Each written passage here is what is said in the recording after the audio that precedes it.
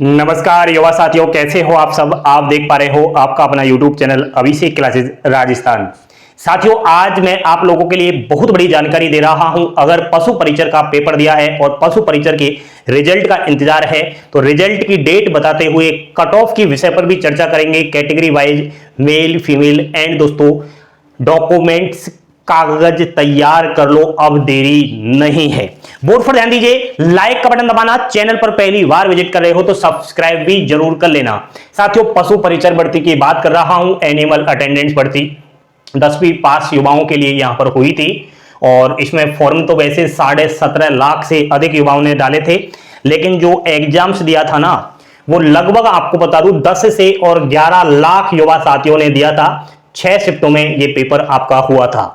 साथियों, रिजल्ट का बेसब्री से इंतजार कर रहे हैं लाखों स्टूडेंट्स। तो आप लोगों को बता दूं कि आलोक राज जी ने कुछ दिन पहले ट्वीट के माध्यम से ये बताया गया था कि मार्च में ही हमारा प्लान है कि रिजल्ट जारी कर दे, तो मार्च के लास्ट वीक में, या दोस्तों आपको बता दूं अप्रैल में तो आपको ये वैसे भी जो शेड्यूल बनाया गया है आपकी वैकेंसी के रिजल्ट का, तो उसमें दे रखा है कि अप्रैल में पशु परिचर का रिजल्ट जारी हो जाएगा और 3 अप्रैल तो डॉक्यूमेंट वेरिफिकेशन भी बता रखा है।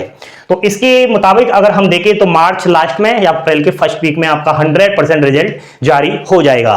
रिजल्ट जारी होगा तो कट ऑफ पहले भी बताई है, अभी भी बता रहा हूं, सुन लो। जनरल मेल 115 से 120, फीमेल 110 से 115, ओबीसी कैटेगरी 110 से 115 मेल, फीमेल 105 से 110 है। ईडब्ल्यूएस वर्ग के अभ्यर्थियों मेल 100 से 108, 95 से 100 फीमेल, एससी 95 से 100 मेल, 92 से 98 फीमेल, एसटी 90 से 95 मेल, 85 से 90 फीमेल, एमबीसी 100 से 105 मेल और 95 से 100 फीमेल। ये जो कट ऑफ मैंने बताई है आपकी 2 गुना कट ऑफ बताई है, यानी जितनी आपकी वैकेंसी है उससे आपको 2 से गुना करना पड़ेगा, इतने कैंडिडेट्स यहां पर पास किए जाएंगे। दूसरी बात दोस्तों, इस बार ये भी तो है कि एक तो आपका नॉर्मलाइजेशन की प्रक्रिया अपनाई जाएगी, तो 6 शिफ्टों में अलग अलग विद्यार्थियों ने पेपर दिया है, तो कुछ शिफ्टों का जो मार्क्स है वो बढ़ेगा और कुछ शिफ्टों का घटेगा भी, तो औसत ले लिया जाएगा। तो ये भी एक सबसे बड़ा कारण है और नेगेटिव मार्किंग, ये दोनों चीज जो है प्रभावित करेगी। तो आप लोगों को अगर कम लग रही है ये कट ऑफ, तो यहां पर इन दोनों चीजों को देख लो, नॉर्मलाइजेशन और नेगेटिव मार्किंग से ये सारा कुछ निचोड़ करके आएगा। दोस्तों, पशु परिचर के पद बढ़ाए गए हैं, सबको पता है। 499 499 पद और बढ़ा दिए गए हैं। तो हम 500 से 2 को गुना करें तो 1000 ऐसे बच्चे होंगे जो एक्स्ट्रा और अभ्यर्थी पास किए जाएंगे, क्योंकि आपको पता होना चाहिए कि जितनी वैकेंसी है उसका 2 गुना। तो मान लिया जाए 500 वैकेंसी बढ़ा दी तो 2 से गुना किया तो 1000 एक्स्ट्रा और पास किए जाएंगे ना। यानी पहले 5934 पदों पर भर्ती थी, जिस समय आपने पेपर दिया इतने ही पदों के लिए दिया था ना। अब आपका जो रिजल्ट आएगा 499 को प्लस करके यानी 6433 पर आएगा और भर्ती का जो प्रोसेस है वो अब 6433 पर ही चलेगा।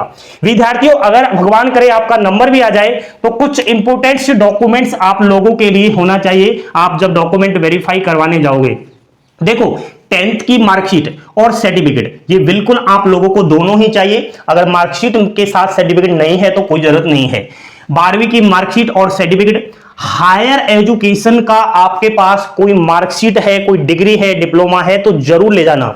भाई, आपने पशु परिचर का पेपर तो दिया है, फॉर्म अप्लाई तो किया है, 10वीं पास से किया है, तो ऐसा नहीं कि आपने केवल 10वीं ही पढ़ा हो सकता है आप में से काफी सारे विद्यार्थियों ने बीए कर लिया हो, बीएससी कर लिया हो, बीकॉम, एमए, एमएससी, एमकॉम कुछ तो किया होगा, टेक्निकल कोई कोर्स किया है, आईटीआई, डिप्लोमा, बीई, बीटेक वगैरह कुछ तो किया होगा। तो ये सारे डॉक्यूमेंट्स आप लेकर जाना। फायदा ये होगा कि आपके भविष्य में फ्यूचर में प्रमोशन के चांसेस बढ़ेंगे। भाई, पशु परिचर ही रहोगे या आगे बड़ा भी बदलोगे, तो ऐसा तो है नहीं कि केवल 10वीं की मार्कशीट से ही आगे आप प्रमोशन ले लो। अगर किसी के पास 10वीं 12वीं की मार्कशीट है और आगे कोई पढ़ाई नहीं की है और मान लिया जाए भगवान करे उसका पशु परिचर के पद पर सिलेक्शन भी हो जाए तो वो आगे भी पशु परिचर ही रहेगा, उसका प्रमोशन नहीं होगा। लेकिन यहां पर अभ्यर्थी ऐसे भी होंगे जिन्होंने ये भी किया हुआ, तो अवश्य हायर एजुकेशन वाला कुछ तो आपको लेकर जाना पड़ेगा। डोमिसाइल मूल निवास प्रमाण पत्र, अब देखो मूल निवास आपको राजस्थान प्रदेश का ही चाहिए, चाहे किसी भी जगह का हो।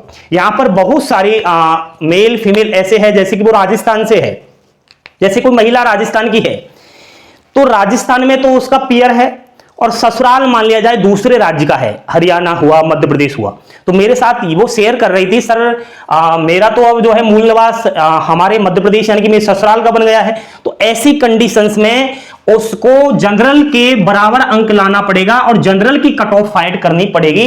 यदि उसके पास राजस्थान प्रदेश का मूल निवास नहीं है तो ये राजस्थान प्रदेश के बाहरी राज्यों के ऊपर लागू होता है। ठीक है, मान लिया जाए कोई महिला है, एससी कैटेगरी है, इसकी शादी हो चुकी है, ये राजस्थान की रहने वाली है और पहले तो इसका राजस्थान प्रदेश का जो है मूल निवास था और अब इसकी ससुराल कहां पर हो चुकी है, हरियाणा। तो अब इसका जो मूल निवास है वो ससुराल का बन गया है, हरियाणा का। ठीक है, तो ऐसा नहीं कि इसको एसटी में ले लिया जाए, इसको भी अब अंडर रिजर्व में लिया जाएगा। एससी वर्ग का कोई भी आरक्षण इसको नहीं मिलेगा। नेक्स्ट दोस्तों, जो आपको मूल निवास प्रमाण पत्र चाहिए वो हो सकता है आपका ऑनलाइन ही हो। ठीक है, ऑफलाइन वाला तो अब बंद हो चुका है। जाति प्रमाण पत्र ओबीसी वर्ग, ईडब्ल्यूएस, एससी, एसटी और एमबीसी अभ्यर्थी को चाहिए, केंद्र या राज्य के फॉर्मेट में ऑनलाइन तरीके का बना होना चाहिए, लेकिन नया वाला बनवाना, जैसे कि ईडब्ल्यूएस कैटेगरी से हो तो ईडब्ल्यूएस का 1 ईयर फाइनेंशियल ईयर वाला होता है, 1 साल वाला, फिर वो उसको रिवेन्यू करवाना पड़ता है, बढ़वाना पड़ता है। ओबीसी को 3 साल वाला चाहिए तो न्यू वाला बनवाना, एससी एसटी का लाइफ टाइम चलता है। ठीक है, तो वो देख लेना। अन्य प्रमाण पत्र भी आपके पास होना जरूरी है, जैसे कि मैरिज सर्टिफिकेट।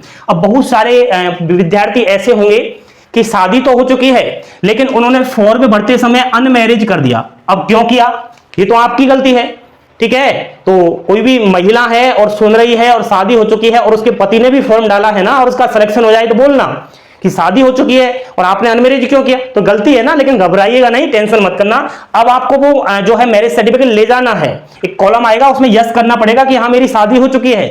ठीक है, कोई महिला है, तलाकशुदा है तो उसका प्रमाण पत्र, विधवा का चाहिए, परित्यक्ता है तो इनमें से कोई सा भी हो आपका वो सर्टिफिकेट चाहिए। स्पोर्ट पर्सन, भाई खेल कूद का कोई सर्टिफिकेट है ना तो ले जाना, मजा आएगा क्योंकि इसमें आपको एक्स्ट्रा मार्क मिलेगा कट ऑफ में। अन्य कैटेगरी का कोई प्रमाण पत्र है या सर्टिफिकेट है वो सभी ले जाना। और आधार कार्ड, सुनो मेरे भाई, बहुत सारे अभ्यर्थियों के आधार कार्ड में या तो फोटो में गड़बड़ी होगी, फोटो बहुत पुराना होगा। वैसे तो आपने न्यू बनवा लिया होगा, जब पशु परिचर का पेपर दिया था उस समय न्यू फोटो उसमें मांगा गया था, लेकिन किसी के आधार कार्ड में नहीं हो तो न्यू फोटो लगवा लेना। अभी जो आपका सेम फेस है ना वर्तमान में, वो ही आपका वर्तमान वाला आधार कार्ड में होना चाहिए। और सुनो, आधार कार्ड में आपका नाम, डेट ऑफ बर्थ और एड्रेस, 3 ही चीज होती है। तीनों का एड्रेस तो चाहे कहीं का हो लेकिन डेट ऑफ बर्थ और नाम सेम 10वीं की मार्कशीट जैसा ही होना चाहिए दोस्तों, नहीं तो बाहर हो जाओगे। क्योंकि डॉक्यूमेंट वेरिफिकेशन में यहां पर 13,000 से अधिक युवाओं को ले लिया जाएगा। ठीक है, जब आपका रिजल्ट आएगा तो जब आपकी नौकरी लगेगी तो वो तो 6,433 की लगेगी ना, तो बाकी 6,000 को बाहर करने का बहाना भी तो होना चाहिए। बहाना होगा डॉक्यूमेंट वेरिफिकेशन, तो इसको बड़ी ही सख्ती से किया जाएगा क्योंकि विद्यार्थी बाहर भी होंगे। तो ये है दोस्तों पशु परिचर भर्ती का नया अपडेट, जो आपको अच्छा लगा होगा। सभी बच्चे कमेंट करके बताएं क्या आपका इतना स्कोर है। यदि आपने पशु परिचर का पेपर दिया है, इतना स्कोर नहीं बन रहा, टेंशन नहीं करना, क्योंकि पशु परिचर ही जैसी बड़ी भर्ती भी राजस्थान प्रदेश की आपके सामने ही है। जल्द इसके फॉर्म शुरू हो रहे हैं। चतुर्थ श्रेणी कर्मचारी जिसके पदों की संख्या बढ़ा दी गई है, और भी बंपर भर्तियां हैं। लाइक शेयर सब्सक्राइब करते रहो और राजस्थान प्रदेश की सभी सरकारी नौकरी अपडेट पाने के लिए चैनल से साथ जुड़े रहो। थैंक यू, धन्यवाद। जय हिंद, जय भारत, जय जय राजस्थान।